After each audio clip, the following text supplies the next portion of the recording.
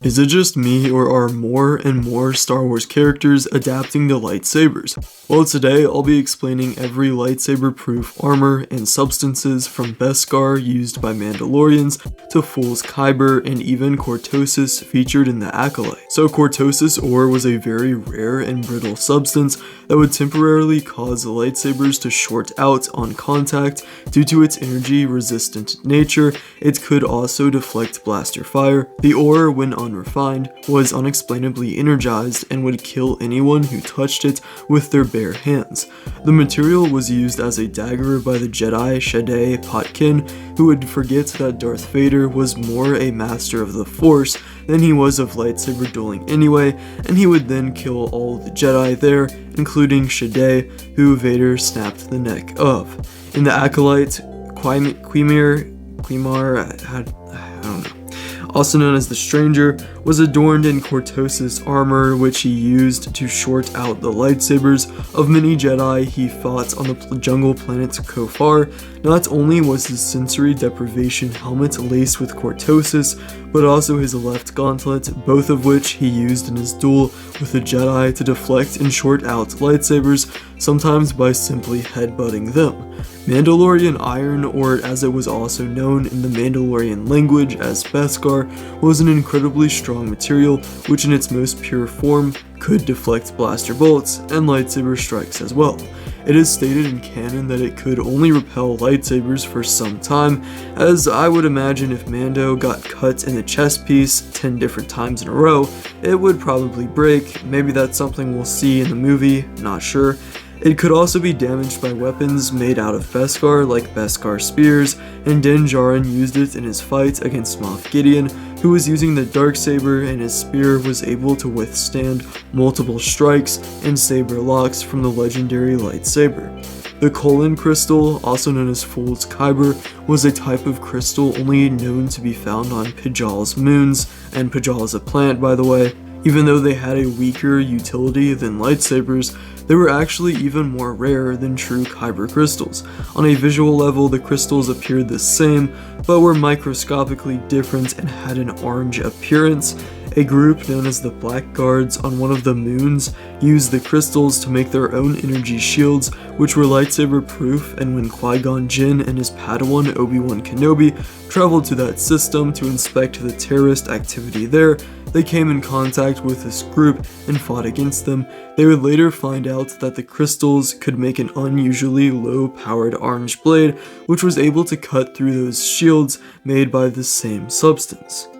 Next up is the Magna Guard staffs, which were made of frick and also called electro staffs. They were created by Bactoid Armor Workshop and Hollow-One Mechanicals, and funny enough, were not only used by the Separatists with the IG-100 Magna Guard, but also by the Republic with the Shock Troopers, who used yellow electro staffs at times, such as during Cad Bane's prison escape.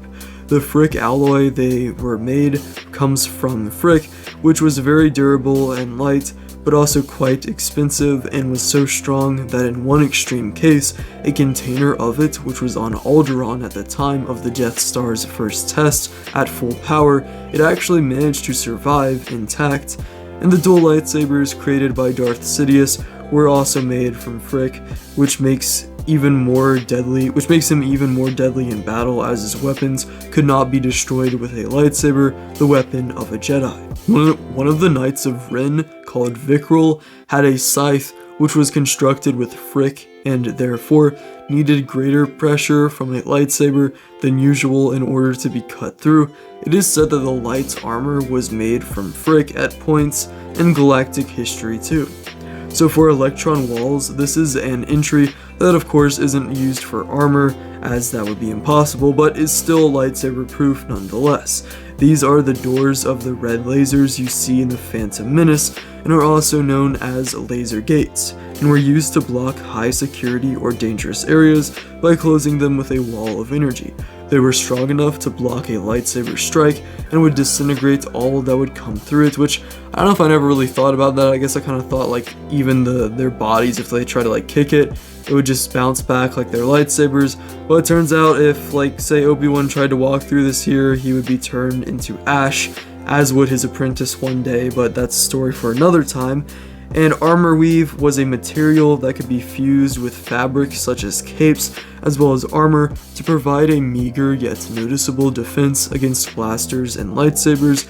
It was supposed to dissipate the energy of blaster shots, but only provided a small amount of resistance to lightsabers, as we can see when Zam Wessel gets her arm chopped off as she was wearing some armor weave there.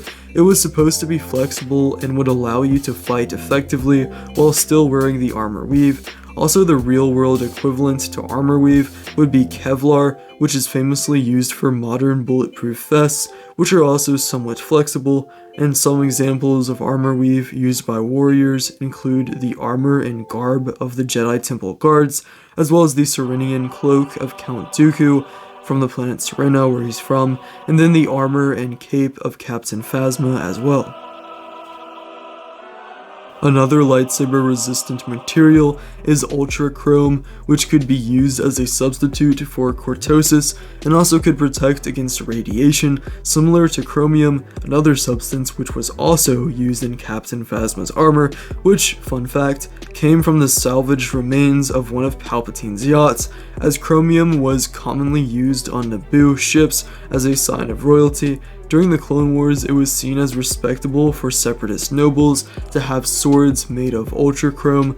Those blades were highly resistant to lightsabers, and when the energy field of a lightsaber contacted with ultrachrome, it would be dispersed evenly across the entire surface rather than concentrated in one spot. This meant that if the lightsaber was there for long enough, though, that the entire piece would melt. I feel like that's a cool thing that I would like to see at some point. And it would probably look like in the LEGO games where you like damage something and it slowly becomes red, but I'm not sure, we haven't gotten there. So Imperial Inquisitors also used ultrachrome in their armor, although it apparently wasn't that strong, considering that Maul killed the fifth brother so quickly. Uranium was one of the most resistant materials in the galaxy and could protect from radiation as well as briefly block lightsaber energy. It was used in some of Chancellor Palpatine's statues. Song steel is a material from Legends that could block lightsabers more effectively than many of the materials on here, and was used in swords so strong that the user could even fight against two lightsaber wielders at once. But anyway, that's it for this video. You can subscribe if you want to. Also, check out the live streams we do every Friday night. And if you would like to, check out the merch store as well for some cool summer merch on there.